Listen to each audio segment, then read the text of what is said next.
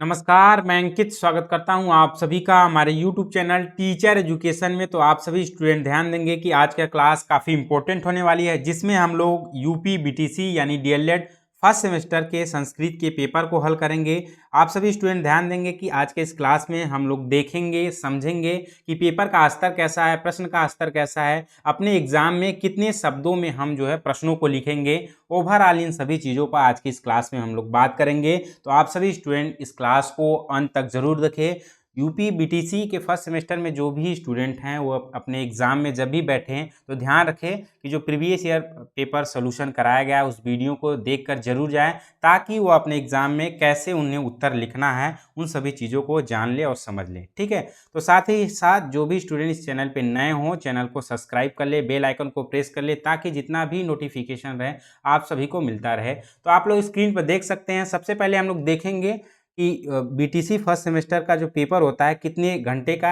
होता है। तो समय दिया हुआ है, 1 घंटे का एग्जाम होता है, आप लोग देख सकते हैं। पेपर कोड दिया हुआ है, पूर्णांक यहाँ दिया हुआ है, यानी 25 नंबर का आपका पेपर होता है, जिसमें निर्देश दिया हुआ। आप लोग निर्देश को जब अपने एग्जाम में जाएंगे पेपर मिलेगा तो निर्देश दिया होगा, उसमें आप लोग पढ़ेंगे। यहाँ दिया है पहला कि सभी प्रश्न अनिवार्य हैं, यानी प्रत्येक प्रश्न के निर्धारित अंक प्रश्न के सम्मुख हैं, यानी जो प्रत्येक प्रश्न है उनके सामने अंक दिए गए हैं। दूसरा निर्देश है कि इस प्रश्न पत्र में 3 प्रकार के प्रश्न हैं। वस्तुनिष्ठ हैं, ठीक है, सही विकल्प छांटकर अपनी उत्तर पुस्तिका में लिखना है। अति लघुत्तरीय प्रश्न हैं जिन्हें 30 शब्दों में लिखना है। ध्यान रखें कि आज के इस क्लास में हम आपको बताएंगे कि कैसे आप लोग उत्तर देंगे, यानी अपने उत्तर पुस्तिका में कैसे लिखेंगे कि ताकि आपको पूरा पूरा अंक मिलेगा। ठीक है, अगला दिया है कि लघु उत्तरीय प्रश्नों के लगभग 50 शब्दों में उत्तर देना है। इन सभी चीज़ों पर हम आज की इस क्लास में बात करेंगे। तो आप लोग ध्यान से इस क्लास को अंत तक जरूर देखें। जैसा कि आप सभी स्टूडेंट स्क्रीन पर देख सकते हैं, दिया है वस्तुनिष्ठ प्रश्न। प्रश्न नंबर 1 दिया है, आप लोग देख सकते हैं 6 संयुक्त रूप है, यानी आप लोग देख सकते हैं 6 का संयुक्त रूप पूछा है। तो किस किस जो है वर्ण से मिलकर बना है, तो आप सभी लोग इसका उत्तर देंगे। आप सभी को बता दें, यानी 6 जो है वह क और श यानी मूर्धन्य श और क से मिलकर बना है, यानी ऑप्शन 4 जो है वह सही उत्तर है। आप लोग देख सकते हैं, यदि इसका सही जवाब आप देते हैं तो 1 अंक आपको पूरा पूरा मिलेगा। ठीक है, अब अगला प्रश्न आपके सामने स्क्रीन पे है। प्रश्न नंबर 2 दिया है, द्वादश शब्द बोधक है। आप सभी स्टूडेंट को बता दें कि जो गिनती है, गिनती के बारे में हमने चैनल पर विस्तार से पढ़ाया, समझाया है, कैसे आप याद रखते हैं, सभी चीज़ों के बारे में हमने बताया है। यदि जो भी स्टूडेंट नए हों, अभी तक क्लास को नहीं देखें, तो प्लेलिस्ट में जाकर वह एक बार उसे अच्छे से देख ले, समझ ले। ठीक है, आपके एग्जाम में बता दें, गिनती से एक प्रश्न आता है, सीधा सीधा पूछा जाता है। कोई संख्या दी होती है संस्कृत में, उसे हिंदी में पूछा जाता है, हिंदी में संख्या संस्कृत में पूछा जाता है। ध्यान रखिए, उसका उत्तर आप देते हैं तो 1 अंक आपको पूरा पूरा मिलेगा। द्वादश यानी 12, जो संख्या 12 है उसे द्वादश कहा जाता है। ऑप्शन दूसरा सही उत्तर है। ठीक है, ध्यान रखिए, आप अच्छे से उसे पढ़ लेते हैं तो 1 अंक आपको पूरा पूरा मिलेगा। तो ऐसे आपका नंबर अच्छा आएगा। तो ध्यान रखिए, प्रश्न नंबर तीसरे पर हम लोग पहुंच गए हैं। यहाँ दिया है समक्ष शब्द में समास है, यानी प्रश्न नंबर 3 का आप सभी उत्तर देंगे। जैसा कि आप सभी को बता दें, समक्ष में जो समास है वह अव्ययी भाव समास, यानी ऑप्शन 4 जो है इसका सही उत्तर है। प्रश्न नंबर 4 हम लोग देखेंगे। ध्यान रखेंगे, जो आपके एग्जाम में प्रश्न होंगे बहुविकल्पी में, उसमें 5 प्रश्न आपके ऑब्जेक्टिव होंगे, जिसमें एक एक नंबर का होगा। जैसा कि आप लोग स्क्रीन पे भी देख सकते हैं, ऊपर जाता है के लिए संस्कृत में क्रिया प्रयुक्त होती है। प्रश्न नंबर 4 का उत्तर आप सभी स्टूडेंट देंगे, यानी इसका उत्तर है, आप सभी बता दें कि उद्गच्छति, यानी ऑप्शन तीसरा जो है सही उत्तर है। प्रश्न नंबर 5 को देखेंगे। प्रश्न नंबर 5 दिया है कि क्रिया के जिस रूप से उसके होने का समय का बोध होता है उसे क्या कहते हैं, तो उसे लकार कहते हैं। क्या कहते हैं? लकार, यानी ऑप्शन दूसरा बिल्कुल सही उत्तर है। ध्यान रखिए, यदि आप ऑब्जेक्टिव जो प्रश्न 5 है, पांचों को सही सही उसका उत्तर देते हैं तो आपको पूरा पूरा अंक मिलेगा। आप अपने एग्जाम में सीधा लिखेंगे, प्रश्न नंबर 5 का उत्तर नीचे लिखेंगे दूसरा लकार, ऐसे डायरेक्ट लिखना, प्रश्न आपको नहीं लिखना है। ठीक है, तो ध्यान रखिए, आज की इस क्लास में हम आपको बता रहे हैं पेपर का स्तर क्या है, प्रश्न का स्तर क्या है, कैसे आप अपने एग्जाम में अपने उत्तर पुस्तिका में कैसे उसे आंसर करेंगे, कैसे लिखेंगे, कितने शब्दों में लिखेंगे, इन सब चीज़ों के बारे में आज के इस क्लास में हम आपको बताने वाले हैं। काफ़ी महत्वपूर्ण क्लास है, आप इसे अच्छे से देख लेते हैं, समझ लेते हैं तो आप अपने एग्जाम में अच्छे से लिख पाएंगे और अच्छा नंबर ला पाएंगे। ठीक है, तो प्रश्न नंबर 6 पे हम लोग पहुंच गए हैं, जहां दिया है अति लघु उत्तरी प्रश्न को हल करना है, जिसे हमें 30 शब्द में, ध्यान रखें कम से कम 30 शब्दों में लिखना है। लेकिन जब सीधा सीधा कोई प्रश्न पूछा जाए तो उसे 30 शब्द से कम भी हो सकता है, ऐसा नहीं। जैसे यहाँ पूछा है कि लिंग के 3 प्रकार हैं, जैसा कि इसमें सीधा पूछ लिया गया है कि लिंग के कितने प्रकार हैं, तो लिंग के 3 प्रकार हैं, लेकिन तीनों के नाम पूछा गया है, तो तीनों के नाम आप सभी लोग लिखेंगे। जैसे संस्कृत में लिंग के 3 प्रकार हैं, कौन कौन सा? पुल्लिंग, ध्यान रखेंगे पुल्लिंग, दूसरा आपका है स्त्रीलिंग, तीसरा आपका है नपुंसक लिंग, नपुंसक लिंग। ध्यान रखें, आपको इसमें हम जो है हल कराते चलेंगे, जो प्रश्न दिए हैं उसके आंसर भी बताते चलेंगे, आप लोग उसे नोट करते जाएंगे। ध्यान रखें कि इसका जो उत्तर प्रश्न का अंक है उसके सामने दिया है, यानी आप तीनों को सही सही लिख देते हैं तो 1 अंक आपको सही सही मिल जाएगा। प्रश्न नंबर 7 को देखेंगे, इसमें दिया है कि 2 पशु 2 पक्षियों के नाम संस्कृत में लिखना है। तो 2 पशु पक्षियों के नाम संस्कृत में लिखना है, तो आप ध्यान रखेंगे, जैसे एक तरफ आप हिंदी कॉलम लिख देंगे, एक तरफ संस्कृत। जैसे घोड़ा, पशु में हम लिख रहे हैं, जैसे घोड़ा हो गया, उसके बाद हिरण, क्या हो गया? हिरण। ये तो दोनों हिंदी में नाम है, 2 पशु का ही लिखना है तो 2 ही लिखें आप, 1 नहीं ना 2 से ज्यादा। ठीक है, जितना पूछा जाए उतना उत्तर करें और आपको पूरा पूरा अंक मिलेगा। कम नहीं लिखना है, ज्यादा भी नहीं लिखना है। घोड़ा का संस्कृत में क्या होगा नाम? अश्व, क्या लिखेंगे? अश्व। उसी प्रकार से हिरण को जो है संस्कृत में लिखेंगे मृग। आप लिख देते हैं तो इसका आपको आधा नंबर हो जाएगा, यानी 1/2। फिर उसके बाद 2 पक्षियों को नाम लिख देते हैं, जैसे 2 पक्षी में आपका हो गया कौवा और दूसरा पक्षी है कोयल। तो ये हिंदी नाम हो गया, लेकिन संस्कृत में लिखना है तो कौवा को क्या लिखेंगे? काकह, और कोयल को लिखेंगे पिकह। क्या लिखेंगे? पिकह। तो ये क्या हो गया? 2 पक्षियों के नाम और 2 पशुओं के नाम आपका हो जाएगा, तो 1 अंक आपको पूरा पूरा मिल जाएगा। ठीक है, तो आप लोग इसे नोट कर लेंगे। ध्यान रखें कि ऐसे ही एग्जाम में आपको लिखना है, तो इन सभी चीज़ों को अच्छे से, इस क्लास को आप देख के जाएंगे तो अपने उत्तर पुस्तिका में अच्छे से आप लिख पाएंगे। प्रश्न नंबर 8 दिया है। प्रश्न नंबर 8 में हम देखते हैं क्या पूछा गया, इसे आप लोग देखेंगे। यहाँ दिया हुआ है फलेन, क्या दिया है? फलेन शब्द का विभक्ति एवं वचन, यानी जो फलेन है, फल का, यानी फल का जो रूप चलता है, कौन सी विभक्ति कौन सा वचन है, तो सीधा पूछ दिया गया, उस रूप को दे दिया गया फलेन। फलेन रूप है, अब इसमें बताता है कि फलेन कौन सी विभक्ति है, कौन सा वचन है, तो सीधा सीधा आप लिख देंगे। यदि जानते होंगे, पढ़े होंगे तो बता देंगे। फलेन जो है वह तृतीया विभक्ति, कौन सा?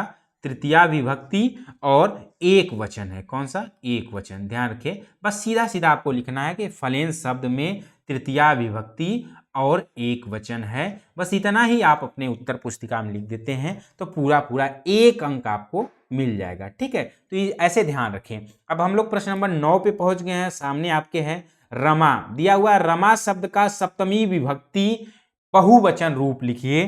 तो सीधा सीधा आप रमा का सप्तमी विभक्ति बहुवचन में जो रूप है रमासु। ठीक है, तो आप अपने उत्तर पुस्तिका में लिखेंगे रमा शब्द का सप्तमी विभक्ति बहुवचन का रूप होगा, उसके बाद आप ऐसे डैश लिख के करेंगे रामासु, तो आपका सही उत्तर माना जाएगा। ठीक, अब हम लोग प्रश्न नंबर 10 पे पहुंच गए। प्रश्न नंबर 10 आप सभी के सामने है, दिया है उत्तिष्ठत जागृत प्राप्य वरान निबोधत का हिंदी अर्थ लिखिए। ऐसे भी प्रश्न पूछे जाते हैं, तो उत्तिष्ठ यानी उठो, इसका हिंदी क्या होगा? उठो, जागो, और उठो जागे जागो और अच्छे मनुष्य, क्या? अच्छे, ध्यान रखें, अच्छे मनुष्य को जान लो, को जान लो। अच्छे मनुष्य यानी महान पुरुष को जान लो, यानी उठो जागो और अच्छे मनुष्य यानी महान पुरुष को जान लो, यह इसका अर्थ होगा। इतना आप लिख देते हैं तो आपको 1 अंक पूरा पूरा मिलेगा। प्रश्न नंबर 11 पे पहुंच गए, अति लघु उत्तरी प्रश्न में, जिसमें दिया है कि चाहिए के अर्थ में कौन सा लकार प्रयुक्त होता है। बहुत ही महत्वपूर्ण प्रश्न है, आप सभी को बता दें, बस आपको लिखना है कि चाहिए के अर्थ में विधि लिंग लकार का प्रयोग होता है। किसका?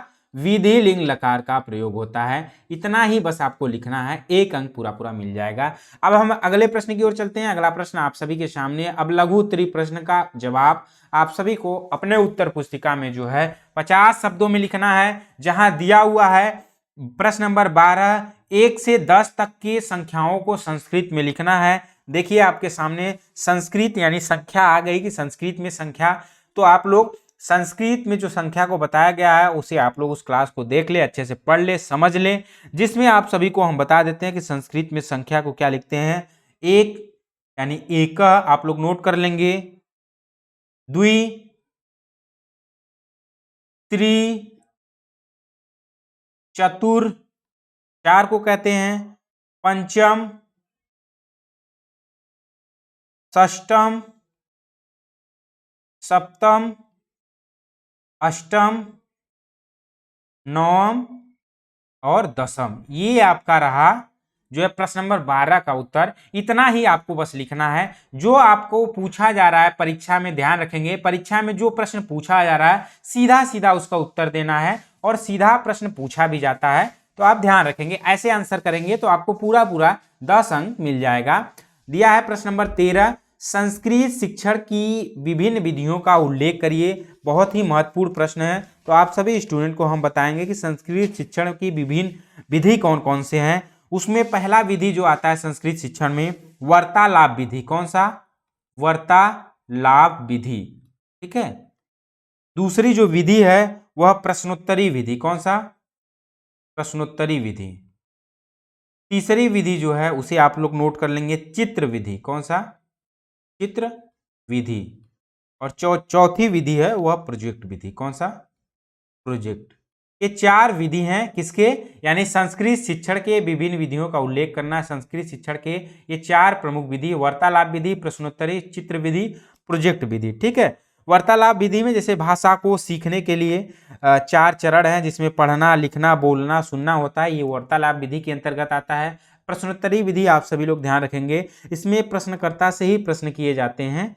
जैसे आप ध्यान रखेंगे कि उनके स्तरों के आधार पर उनसे प्रश्न करते हैं, अपेक्षित उत्तर निकलवाना प्रश्नोत्तरी विधि है। चित्र विधि में आप लोग ध्यान रखेंगे, इसमें बच्चों को चित्र के माध्यम से पढ़ाया जाता है। जैसे आम का चित्र दिखाकर उन्हें लिखाया जाता है, बताया जाता है, या जैसे एक चित्र बना दिया जाता है आम का, उन्हें बताया जाता है ये फल है कौन सा? आम, तो आम लिखो। तो ये चित्र विधि में आता है। आपका प्रोजेक्ट विधि आता है कि इस विधि से पढ़ाने के लिए पहले कोई समस्या ली जाती है जो प्रायः छात्रों द्वारा उठाई जाती है और उस समस्या का हल किया जाता है। तो ये संस्कृत शिक्षण विधि के उल्लेख हैं, आप ध्यान रखेंगे, ये विभिन्न विधियां हैं। तो इन 4 विधियों को लिख देते हैं, उसके बारे में आप लोग एक एक वाक्य लिख देते हैं तो आपको पूरा पूरा उत्तर मिल जाएगा। अब अगले प्रश्न की ओर चलते हैं। अगला प्रश्न आप सभी स्टूडेंट स्क्रीन पर देख सकते हैं, यहाँ दिया हुआ है प्रश्न नंबर 14। प्रश्न नंबर 14 में क्या पूछा है कि धातु से आप क्या समझते हैं, उदाहरण सहित बताइए। इसे हम लोग देखेंगे कि धातु क्या है, उससे हम लोग क्या क्या समझते हैं, उदाहरण सहित। जैसे धातु यानी कोई धातु है, जैसे भू धातु है, पट धातु है, इसका रूप चलता है, आदि का रूप चलता है। जैसे ध्यान रखेंगे, भू धातु का चलता है भवति, भवति, भवतः, भवन्ति, भवति, भवतः, भवन्ति, या इसका रूप चलता है। तो आप ध्यान रखेंगे इसके रूप के बारे में, इसका उल्लेख करना है, उदाहरण दिया है कि उदाहरण द्वारा स्पष्ट करिए। तो इसमें जब रूप लिखेंगे तो उसमें आप बताएंगे कि कौन सी विभक्ति है, वचन है। आप 2-3 लिख देते हैं तो आपको पूरा पूरा अंक मिल जाएगा। अब हम लोग प्रश्न नंबर 15 की ओर चलते हैं। दिया कि संस्कृत भाषा की वर्णमाला को कितने वर्गों में यानी कितने भागों में विभाजित किया गया है। बहुत ही महत्वपूर्ण प्रश्न है, इसे आप लोग ध्यान रखेंगे, आपके एग्जाम में पूछा जाता है। तो आप सभी को बता दें कि संस्कृत भाषा की वर्णमाला को 4 भागों में विभाजित किया गया है। पहला जो है वह स्वर, जैसा कि हमने पढ़ाया है आप सभी को। दूसरा है व्यंजन,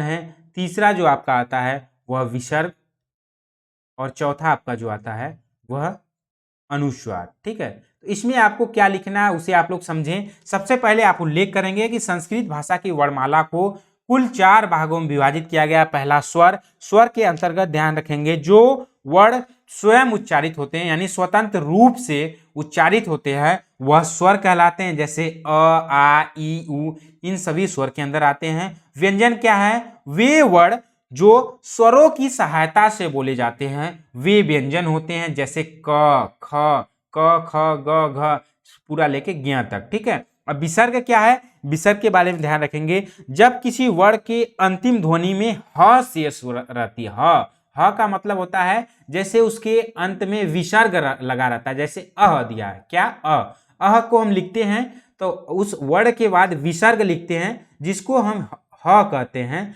तो यह क्या है, विसर्ग के अंतर्गत आता है। अनुस्वार क्या है, अनुस्वार को देखेंगे, अनुस्वार यहाँ पर दिया हुआ है, अनुस्वार यानी यहां दिया है अनुस्वार की अंक, जैसे अंक लिखते हैं, अंक ये लिखते हैं, इसमें क्या लगा, ऊपर अनुस्वार लिखा है, जब किसी वर्ण के अंतिम ध्वनि म रह जाती हो, क्या म रह जाती हो, अनुस्वार कहलाता है, ठीक है। तो इसे आप लोग ध्यान रखेंगे। यह आपका संस्कृत वर्णमाला था कितने भागों में विभाजित किया है, इन सभी चीज़ों के बारे में हमने आपको बताने समझाने का प्रयास किया। तो हम उम्मीद करते हैं कि आप सभी स्टूडेंट इसको अच्छे से समझ गए होंगे। ध्यान रखें, ऐसे ही आपको एग्जाम में लिखना, ऐसे ही समझ जाएं, इस क्लास को अंत तक देखें, जहां न समझ में आए बातों को आप लोग ध्यान से पहले सुनिए, सुनकर समझिए, फिर आप नोट करिए। प्रश्न नंबर 16 दिया है कि किन्हीं 4 फलों के नाम संस्कृत में लिखना है, ये भी बहुत महत्वपूर्ण प्रश्न है। तो 4 फल को आपको संस्कृत में लिखना है, जैसे आप हिंदी में पहले लिख देते हैं, सेव है, उसके बाद जामुन, सेव है, जामुन, तीसरा आपका फल हो गया अंगूर, और चौथा आपका फल हो गया तरबूज, क्या, तरबूज, ठीक है। अब हम सेव को संस्कृत में कैसे लिखेंगे, सेव को सेवम लिखते हैं, क्या लिखते हैं, सेवम।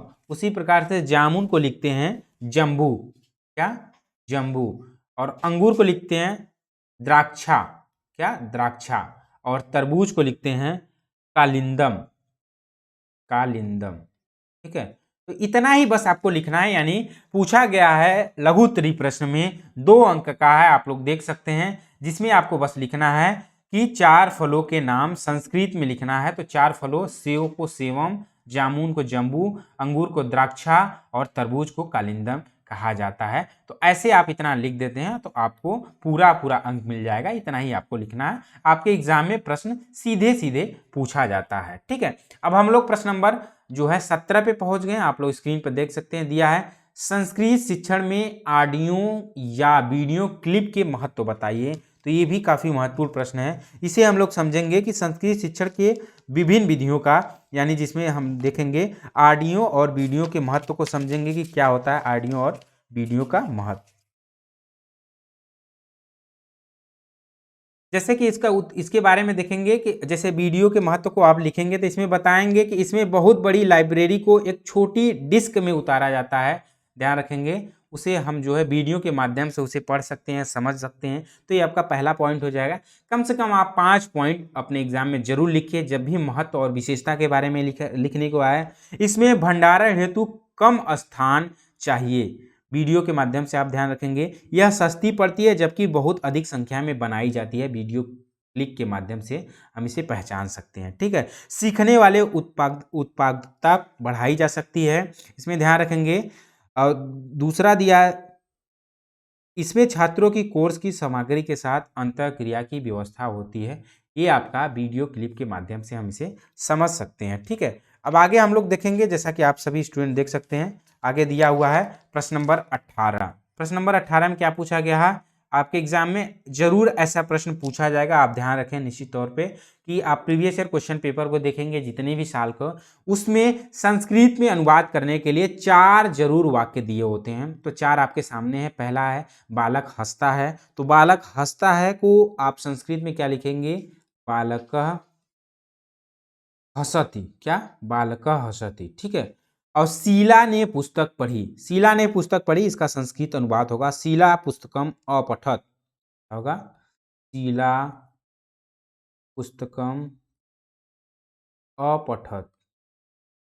उसके बाद तीसरा दिया है पत्ते गिरते हैं, पत्ते गिरते का संस्कृत में अनुवाद होगा पत्राणि, यानी पत्ते का क्या होगा, पत्राणि पतंती, पत्राणि पतंती, ठीक है। और चौथा आपका है बंदर दौड़ेंगे वानरः धावाम, क्या होगा, वानरः धावाम, ठीक है। वानरः यानी बंदर को जो है संस्कृत में वानरः कहते हैं, और दौड़ेंगे का जो प्रयोग होगा वह धावाम होगा। तो इस प्रकार इस तरह के प्रश्न आपके एग्जाम में पूछे जाएंगे। तो आज के क्लास में इतना ही रखते हैं। उम्मीद करते हैं कि आप सभी को आज के इस क्लास में जो हमने यूपी बीटीसी यानी डीएलएड फर्स्ट सेमेस्टर आप लोग देख सकते हैं संस्कृत का पेपर है, यानी सप्तम प्रश्न पत्र, यानी आपका 7वां जो है पेपर है, इसको हमने अच्छे से बताया समझाया कि कैसे आपको अपने एग्जाम के उत्तर पुस्तिका में लिखना है, कितने शब्दों में लिखना है, इन सभी चीज़ों के बारे में हमने आज के इस क्लास में बताया। तो आप सभी स्टूडेंट ध्यान रखेंगे कि एग्जाम देने से पहले इस क्लास को जरूर देख के जाएं। तो ठीक है, फिर मिलते हैं अगले क्लास में अगले नए टॉपिक के लेकर। तब तक के लिए नमस्कार।